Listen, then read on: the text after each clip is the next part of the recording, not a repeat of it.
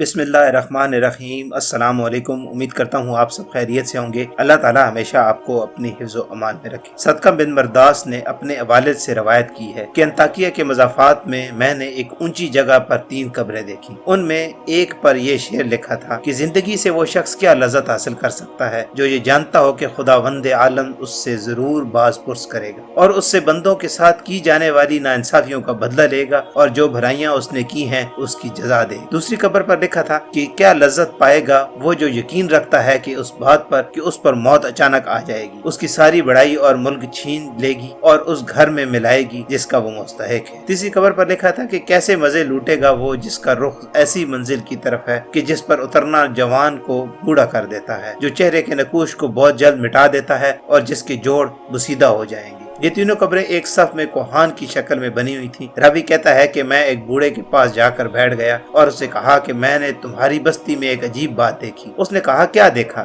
میں نے واقعہ بیان کیا۔ اس بوڑھے شخص نے کہا کہ ان کا قصہ اس سے زیادہ تعجب خیز ہے جو تم نے ان کی قبروں پر دیکھا ہے۔ میں نے کہا سناؤ کیا ہے؟ اس نے کہا یہ 3 بھائی تھے، ان میں سے ایک بڑا عہدیدار تھا جو بادشاہ کے ساتھ رہتا تھا اور شہروں اور لشکروں کے انتظام پر مامور تھا۔ دوسرا ایک مالدار تاجر تھا، وہ بھی بادشاہ کے خاص لوگوں میں سے تھا۔ تیسرا ایک عبادت گزار شخص تھا جو عبادت کے لیے اپنے آپ کو فارغ کیے ہوئے تھا۔ اس عبادت گزار کی موت قریب آئی تو اس کے بھائی اس کے پاس جمع ہو گئے اور وہ سلطان کا مصائب ہمارے علاقوں کا والی تھا عبد المالک بن مروان نے اس کو والی بنایا تھا اور وہ ایک ظالم جابر اور لٹیرا تھا۔ یہ دونوں اپنے عابد بھائی کے پاس آئے جب اس کا آخری وقت تھا۔ دونوں نے اس عابد سے کہا کہ کچھ وصیت کر لو۔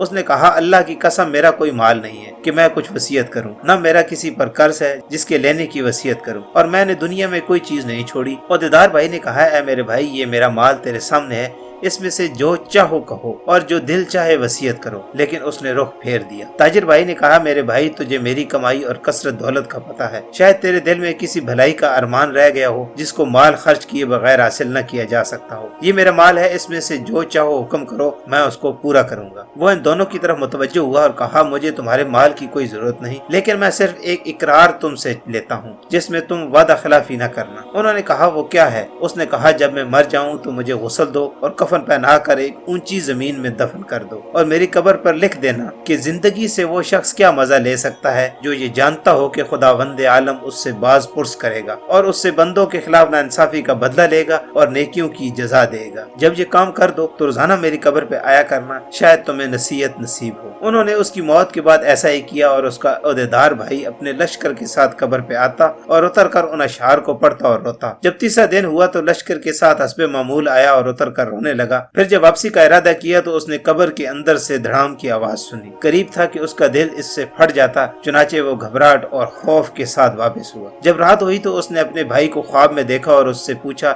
اے میرے بھائی تمہاری قبر سے یہ جو آواز سنی وہ کیا تھی؟ اس نے کہا وہ تھوڑے کی آواز تھی، مجھے کہا گیا کہ تو نے مظلوم کو دیکھا پھر بھی اس کی مدد نہ کی۔ چنانچہ وہ شخص صبح غمزدہ اٹھا اور اپنے بھائی کو اور دوسرے خاص لوگوں کو بلایا اور کہا میں سمجھتا ہوں کہ ہمارے بھائی نے جو اپنی قبر پر اشعار لکھنے کی وصیت کی تھی اس کا مقصد مجھے تنبیہ کرنا تھا، اور میں تمہیں گواہ بناتا ہوں کہ آئندہ میں تمہارے درمیان نہیں رہوں گا۔ چنانچہ اس نے امارت چھوڑ دی اور عبادت میں مشغول ہو گیا، اور عبد المالک بن مروان کو اس کے بارے میں خط لکھا تو اس نے لوگوں کو حکم دیا اس کو چھوڑ دو جہاں چاہے جائے۔ چنانچہ وہ پہاڑوں اور صحراؤں میں رہتا رہا یہاں تک کہ اس کی موت آ گئی، اور وہ چرواہوں کی ایک جماعت کے ساتھ تھا۔ اس کے بھائی کو خبر پہنچی تو وہ حاضر ہو گیا اور کہا ہے میرے بھائی کوئی وصیت نہیں کرنی؟ اس نے کہا کیا وصیت ہے؟ کوئی مال نہیں جس میں وصیت کروں، لیکن ایک وعدہ ہے، وہ یہ ہے کہ جب میں مر جاؤں تو میری قبر تیار کر کے میرے بھائی کے پہلو میں دفنا دینا اور میری قبر پر لکھ دینا کیسے لذت پا سکتا ہے وہ شخص جس کو یقین ہو کہ بہت جلد اس پر موت اچانک آ جائے گی اور اس سے عظیم ملک اور تمام بڑائی چھین کر اسے قبر میں ٹھہرا دیا جائے گا جس کا وہ باسی ہے۔ پھر 3 دن تک میرے پاس آیا کرنا اور میرے لیے دعا کرو، شاید اللہ تعالیٰ مجھ پر رحم فرمائے۔ چنانچہ وہ مر گیا اور اس کے بھائی نے اس کی وصیت پر عمل کیا۔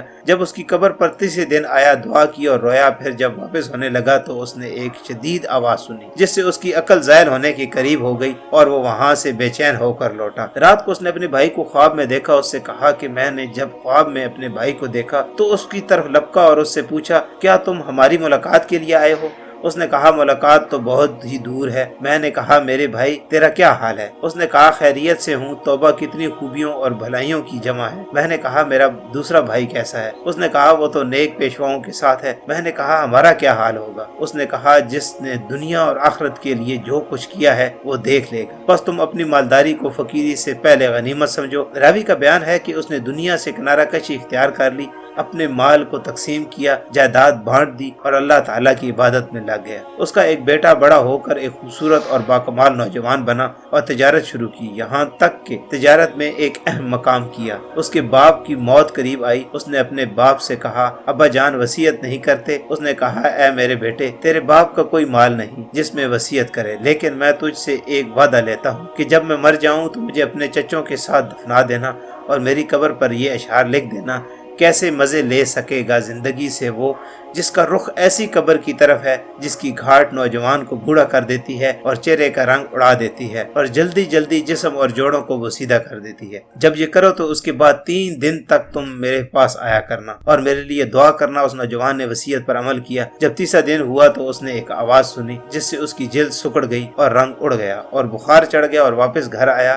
رات کو خواب میں اس کا باپ آیا اور کہنے لگا میرے بیٹے تم ہمارے پاس آنے سے نزدیک ہو اور موت قریب تر ہے، پس تم اپنی سفر کی تیاری کر لو اور کوچ کا بندوبست کرو اور اپنا سامان اس گھر سے باندھ دو جس سے تمہیں نکلنا ہے، اس گھر کی طرف جس میں تمہیں جانا ہے، اور دھوکے میں نہ رہو کہ لمبی لمبی امیدیں لگا کر جیسے تم سے پہلے لوگ دھوکے میں رہے اور اپنی آخرت کے معاملے میں کوتاہی کا نتیجہ موت کے وقت اس کو شدید ندامت لائق ہوئی اور عمر کی بربادی پر کف افسوس ملتے رہے، چنانچہ نہ ان کو افسوس نے کچھ فائدہ پہنچایا اور نہ ہی کوتاہیوں پر شرمندگی نے ان کو اس شر سے نجات دلائی جس کا سامنا وہ کریں گے۔ اے میرے بیٹے جلدی کرو جلدی کرو جلدی کرو۔ عبداللہ بن صدقہ کہتے ہیں کہ جس بوڑھے نے واقعہ سنایا اس نے بتایا کہ جس رات کو اس نوجوان نے یہ خواب دیکھا صبح کو میں اس کے پاس گیا تو اس نے وہ خواب ہمیں سنایا اور کہا کہ مجھے یقین ہے کہ بات ایسی ہے جیسے میرے باپ نے کہی اور میں سوچتا ہوں کہ موت میرے سر پر منڈلا رہی ہے۔ رشتہ داروں اور لین دین والوں سے معاملہ صاف کیا اور سلام کہا اور لوگوں سے الوداع کہا۔ لوگوں نے اسے الوداع کہا جیسے کسی کو کسی چیز سے ڈرایا گیا ہو اور اس کو اس کی توقع بھی ہو۔ وہ کہتا ہے کہ میرے باپ نے کہا کہ جلدی کر جلدی کر جلدی کر۔ ان تینوں سے مراد یا 3 لمحات ہیں جو ابھی گزر چکے ہیں، لہذا یہ نہیں ہے اگر 3 دن ہیں تو کیسے گزریں گے، یا 3 مہینے ہیں میں نہیں سمجھتا کہ اس وقت تک زندہ رہوں گا، یا 3 سال ہیں اور یہ تینوں مہینے سے بھی زائد ہیں اور میں نہیں چاہتا کہ ان سے مراد سال ہوں۔ چنانچہ وہ 3 دن تک بخشتا رہا اور صدقہ کرتا رہا۔ جب اس خواب کو تیسرا دن ہوا تو اس نے صبح سویرے اپنے اہل و عیال کو جمع کیا اور ان کو الوداع کہا اور سلام کہا، پھر قبلہ رخ ہو کر لیٹ گیا اور اپنی آنکھیں بند کر لی اور کلمہ شہادت پڑھا اور وفات پا گیا رحمۃ اللہ تعالی علیہ۔ اس کے بعد ایک عرصہ تک لوگ گاہے بگائے اس کی قبر پر دور دراز سے آتے تھے اور نماز پڑھتے تھے۔ موسمین بے شک جو سچے دل کے ساتھ اللہ کی طرف رجوع کرتا ہے تو اللہ تعالیٰ اس کی دعا قبول فرماتے ہیں، اس لیے ہمیں بھی چاہیے کہ ہر حال میں اللہ کی طرف رجوع کریں اور اسی سے مانگتے رہیں۔ اللہ تعالیٰ ہم سب کو اس واقعے سے سبق حاصل کرنے کی توفیق عطا فرمائے،